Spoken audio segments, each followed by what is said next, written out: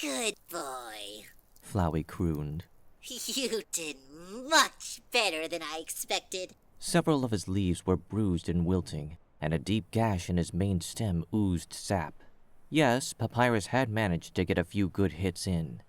He'd worked his favorite toy to exhaustion, sending the skeleton to the ground over and over until, hours after they'd started, Papyrus simply couldn't get up again.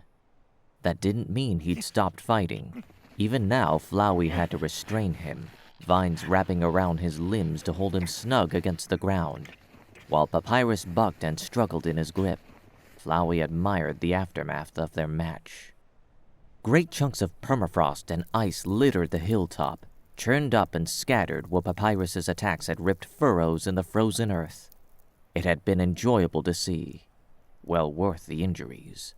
Papyrus had even tricked him into a few blue attacks. He'd caught the flash of excitement and pride that had chased across the skeleton's features each time an attack got through.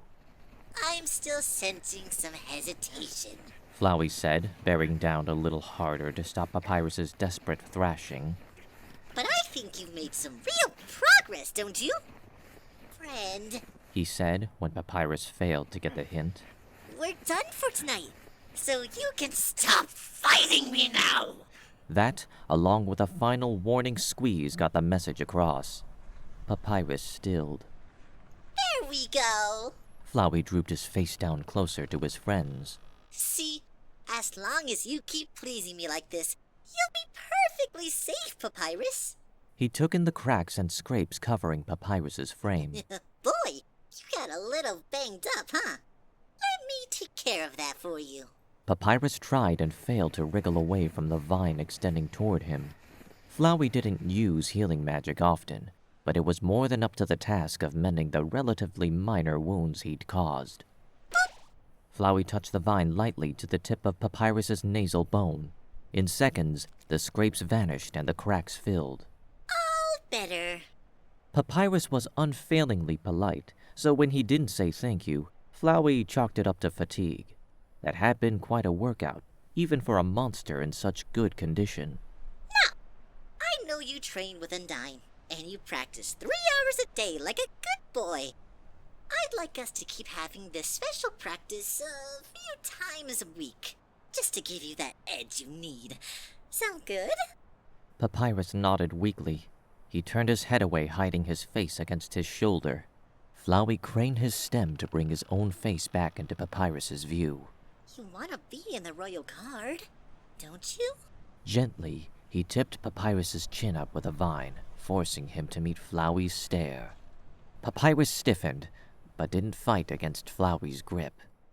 He was learning fast. Of course you do. Flowey smiled and pulled back, loosening his vines. As soon as he was free, Papyrus scrambled to his feet. He didn't bolt. That was pleasing. It was a sign that there was something here for Flowey to work with. Papyrus watched, wary, alert, as Flowey looped a coil of vines around his shoulders. He flinched when Flowey leaned against him, but he didn't fight or try to run away. He was being quiet, too. That might have been his most impressive accomplishment of the night. This was encouraging. I don't want you to be afraid of me, Papyrus. Now that Flowey had let his face close back up, Papyrus didn't seem quite as averse to looking at him. There was suspicion and fear in the skeleton's face that he'd never seen before. But that was a good thing. That was exactly what he wanted, to make the naive doofus wake up to reality. Seeing you succeed and get what you want would make me happy. Because I'm your friend. Isn't that right? Yes. From here on out, just remember that I'm doing all this because you're my cool and great friend, okay? Yes. And you're going to be even cooler and greater with my help.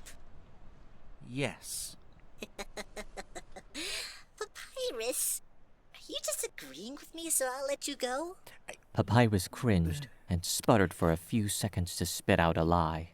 His gaze darted around trying to find the answer Flowey wanted. Yes.